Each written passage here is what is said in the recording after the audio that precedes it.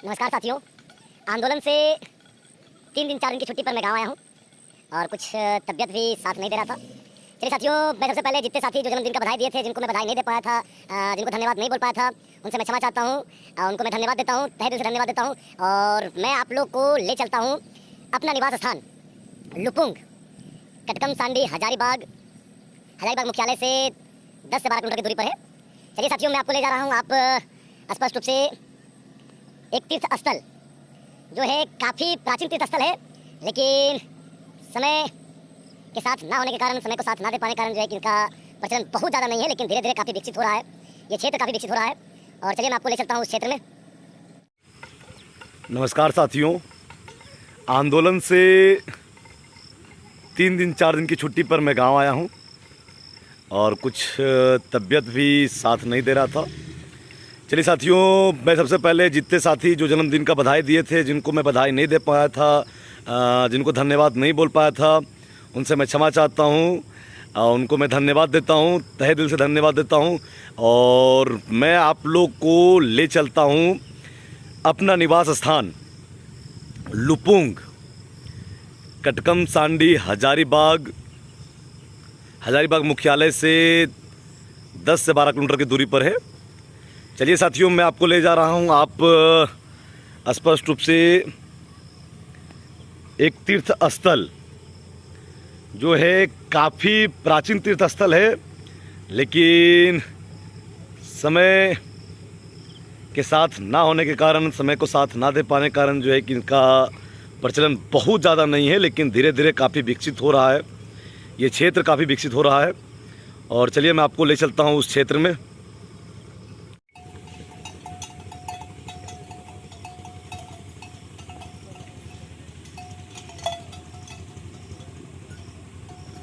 चलिए, जिस प्राचीन मंदिर की बात की जा रही थी, आप देखेंगे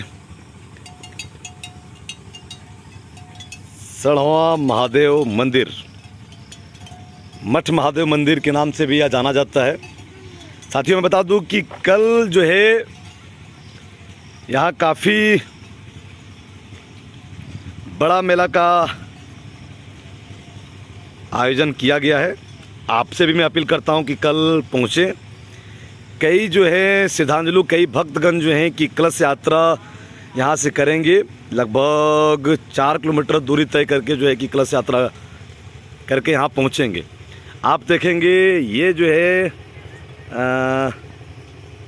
सड़वा मठ महादेव तीर्थ स्थल लुपुंग। सावन महीना जलाभिषेक के लिए आप सभी भक्तगणों को सड़वा मठ महादेव समिति स्वागत करती है। चलिए, कृपया माफ़ करेंगे, थोड़ा सा पढ़ने में काफ़ी समस्या हो रहा था। मैं आपको ले चलता हूँ धीरे धीरे उस प्राचीन मंदिर की ओर, जहाँ की काफ़ी एक प्राचीन कहानी है, लेकिन इस पर विश्वास करना नहीं विश्वास करना आपका देन है, आपका मानना है। लेकिन मैं बताता हूँ कि इसका काफ़ी प्राचीन मान्यता है और एक सबसे बड़ी मान्यता ये है कि जो भी भक्त इस मंदिर में दर्शन करने आते हैं वो यहाँ के हो जाते हैं। साथियों, लगभग अर्ध विकसित है अभी ये और विकासशील की प्रक्रिया पर है। बहुत जल्द है कि आप लोग का अगर सहयोग मिला तो बहुत जल्द इसका विकास संभव है। चलिए, मैं आपको ले चलता हूँ उस तीर्थ स्थल के पास जो काफ़ी प्राचीन है। मैं इसका कुछ वाक्य आपको समझाने जा रहा हूँ, समझने का प्रयास करेंगे और जानने का प्रयास करेंगे। विश्वास करना ना करना वो आपके ऊपर है।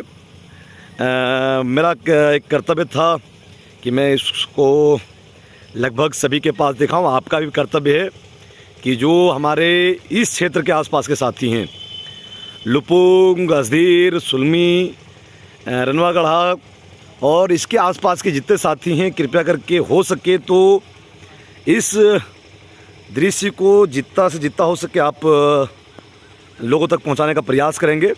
चलिए, मैं सबसे बड़ी बात की जो मैंने इसके बारे में मैंने जो जाना है, जो मैंने सुना है, जो मैंने समझने का प्रयास किया, मैं आपको समझाने का प्रयास करता हूँ।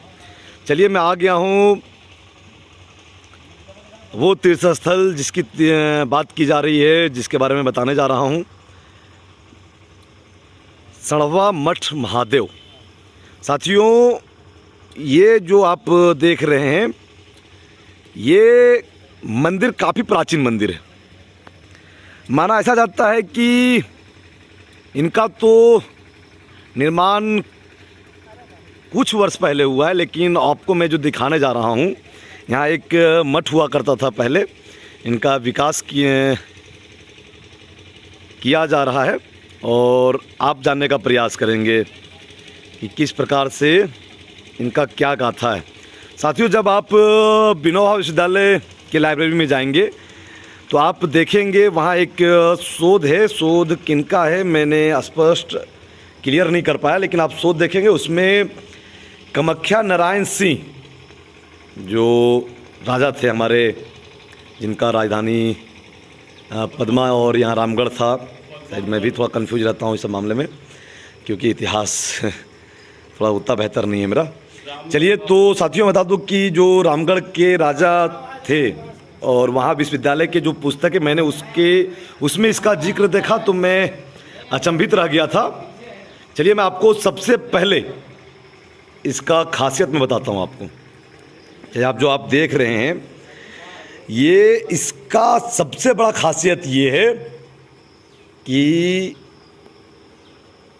ये जो आप शिवलिंग का दर्शन करने जा रहे हैं, ये शिवलिंग का जो आप दर्शन करने जा रहे हैं, इनका सबसे मुख्य खासियत ये है कि ये मानव निर्मित नहीं है और ये प्राकृतिक का देन है। यहाँ आपका प्राकृतिक का जो देन है मैं आपको दिखा दे रहा हूँ। जो शिवलिंग का रूप दिया गया है वो विकास के क्रम में कुछ दिन पहले दिया गया है, लेकिन जो आप शिवलिंग को देख रहे हैं ये प्राकृतिक है। इनका कोई मानव के द्वारा निर्माण नहीं किया गया है। और जहाँ तक इनका जिक्र जो है कि बहुत पहले किया गया, 500 वर्ष 700 वर्ष 20 पहले इसका जिक्र यहाँ से मिल जाएगा। चलिए साथियों, मैं बता दूं कि यहाँ सबसे महत्वपूर्ण चीज़ जो मैं आपको बताने जा रहा हूँ, कृपया करके ध्यान देंगे। ये माना जाता है कि इस जगह पर राजा श्री कामाख्या नारायण सिंह गए इधर से आपके डुमरौन के और तिलरा कवातू के रास्ते जब अपना क्षेत्र भ्रमण के लिए आते थे तो यहाँ पूजा करने के लिए आते थे। और सबसे बड़ी बात है कि ये मैं नहीं कह रहा हूँ, ये विश्वविद्यालय के पढ़े एक लाइब्रेरी के शोध में दिखाया गया है। आप जब भी लाइब्रेरी में विश्वविद्यालय जाएँ तो एक लाइब्रेरी में आप उसको पढ़ सकते हैं इस चीज़ों को। विनोबा यूनिवर्सिटी की लाइब्रेरी में ये पुस्तक आपको वहाँ मिल जाएगा, शोध मिल जाएगा, रिसर्च पेपर है। चलिए साथियों, मैं बता दूं कि आपका जो है कि इसमें इसका मानना ये है कि जब प्राकृतिक के द्वारा इस शिवलिंग का उत्थान हो रहा था, जब पहली बार इसको देखा गया था या जब इसका विकास हो रहा था, उसमें बगल के गांव के जो जमींदार थे, राजा के जो काफ़ी करीबी हुआ थे, उन्होंने ये प्रयास किया कि इस शिवलिंग को उठा करके जो है हम अपने घर ले जाएं और अपने घर में इसको स्थापित करें, को घर में जाकर इसको स्थापित करें। लेकिन साथियों, आप जब गौर से इसको देखेंगे, जब शिवलिंग को गौर से देखेंगे तो आप देखेंगे इसमें काफ़ी जो है, आप जब गौर से देखेंगे, थोड़ा लाइट का कमी है, गौर से देखेंगे कि इसमें जो है कि काफ़ी पत्थर का जो है आपका, ये पत्थर में काफ़ी इनका जो शिवलिंग है, माफ़ कीजिएगा पत्थर बोल दिए, इसमें काफ़ी चोट के निशान हैं। और ये चोट माना जाता है कि गायता और औजारों का चोट है। जब इसको निकालने का प्रयास किया जा रहा था, इसको निकालने के लिए लगभग बहुत लंबा चौड़ा गढ़ा किया गया था। चलिए मैं आपको ले जाता हूँ कि यहाँ जो हमारे पुजारी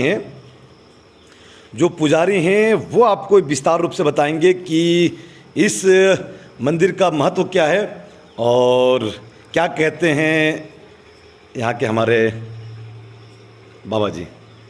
बाबा नमस्कार। चलिए, कई साथी जो हैं कि इसको देख रहे हैं और कई साथी देखेंगे, यूट्यूब में इसको डाला जाएगा। हमारा आसपास में जितने गांव हैं, लुपुंग, हसदी, रनवागढ़ा, कंचनपुर और लगभग जो जितने लगभग जो डालने के बाद जो है कि झारखंड के सभी लोग देखेंगे। आप ये बताने का प्रयास करेंगे कि इस प्राचीन मंदिर का मैंने भी व्यक्तिगत रूप से देखा है और जितने सनातन प्रेमी हैं उन्होंने भी देखा है कि ये प्राचीन मंदिर में आने के बाद एक अलग तरीके का आस्था जगती है और जो भी यहाँ आते हैं लगभग यहीं के हो जाते हैं। चलिए आपसे मैं अपील करता हूँ कि आप कृपया करके बताएंगे कि इस प्राचीन मंदिर की सबसे बड़ी खासियत क्या है। राजा कामाख्या राय के पूर्वज ने ही इस मंदिर का निर्माण कराया था और बाद में असीर के जमींदार थे, असीर के जो राजा के जमींदार थे जो रसीद वगैरह काटते थे उनका वो चाहे कि इस शिवलिंग को हम असीर ले जाना चाहें, लेकिन वो कुआं जैसा गड्ढा लगभग 1 महीना तक बराबर खुदवाए, लेकिन दिन में खुदाते थे, रात में बराबर हो जाता था। अच्छा। और लास्ट में सपना हुआ उनको कि हम तुम्हारे गांव में हम नहीं जाएंगे, इसमें थोड़ा सा अपशब्द बात है, शुद्ध का गांव है वो। अच्छा कोई बात नहीं, थोड़ा सा अपशब्द है। मैं तेरे गांव जब तक तुम जिंदा रहेगा तो सेवा करेगा मेरा, लेकिन जब तुम चला जाएगा उसके बाद मेरा कौन सेवा करेगा, इसलिए मैं वहाँ नहीं जाऊँगा। मैं गंगा किनारे बसा हुआ हूँ, मैं यहीं पर स्थिर रहूँगा और ये गंगा ये नदी जो है ये नदी उत्तरवाही गंगा है, ये नदी उत्तरवाही गंगा हम तो देखे हैं सुल्तानगंज में है और दूसरा हम यहीं पर देख रहे हैं। उत्तरवाहिनी गंगा ये नदी का जल 1 लोटे चढ़ाने से अश्वमेध यज्ञ का फल मिलता है। अच्छा हम तो इतना ही जानते हैं। चलिए क्या बात है, बाबा जो है कि विस्तार पूर्वक आपको बताए। यहाँ जो कोई मन्नत मांगते हैं उनका मन्नत पूरा होता है, अवश्य पूरा होता है। चलिए धन्यवाद। आप जो है कि स्पष्ट रूप से सुने कि किस प्रकार से इन्होंने जो है सनातन प्रेमियों के लिए एक बेहतर शब्द नहीं मिल पा रहे हैं मेरे पास। चलिए आप जो है कि इस शिवलिंग के महिमा को आप जानें और स्पष्ट रूप से जो है कि आप जिस गंगा की बात की जा रही थी यहाँ से एक आपका नदी गुजरा हुआ है और इस नदी का लिंक जो है कि अभी तक हम लोग पता नहीं कर पाए कहाँ से ये लिंक है, बहुत लंबा लिंक है इसका, लेकिन ये माना जाता है कि जिस प्रकार से बाबा बता रहे थे कि एक गंगा जो सुल्तानगंज में उधर से जब मुड़ के गया है कुछ उनका भाग इधर भी आता है और ये भी माना जाता है कि यहाँ का भी पानी आपको यहाँ का गंगा जल भी अर्पित करने से एक अस्मेव अग्नि के बराबर पुण्य मिलता है। चलिए साथियों, कई हमारे साथी जो हैं लगातार इसमें संघर्ष कर रहे हैं।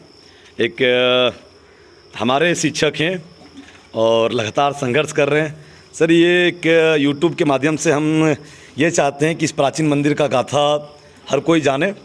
चलिए आप भी कुछ बताने का प्रयास करेंगे, कुछ बताएंगे इस मंदिर के बारे में? बाबा बता चुके हैं। चलिए धन्यवाद। ये हमारे भी शिक्षक हैं, हमारे भी गुरु हैं और लगातार जो है कि आप महिमा देखिए इस मंदिर का। स्पष्ट रूप से ये माना जाता है, नहीं है, मैं भी मानता हूँ इस चीज़ों को कि जो यहाँ आते हैं लगभग यहाँ के रह जाते हैं और यहाँ के मन के रह जाते हैं। आपसे भी अपील होगा, जो भी साथी है, जितने साथी हैं, अगर कल आप पाएँ, कल एक कलश यात्रा का आयोजन किया गया है तो कल आप पाएंगे तो स्पष्ट कल आप आ जाएं और नहीं तो जब भी आपको समय मिले तो इस जगह पर ज़रूर पहुँचे। एक अलग प्रकार का शांति, एक अलग प्रकार से सुकून देखने को मिलता है और आप सभी साथियों से अपील होगा कि इसका उत्थान का कार्य किया जा रहा है। जो आपसे चले, जो आपसे बने, कृपया करके सहयोग देने का कष्ट करेंगे। चलिए,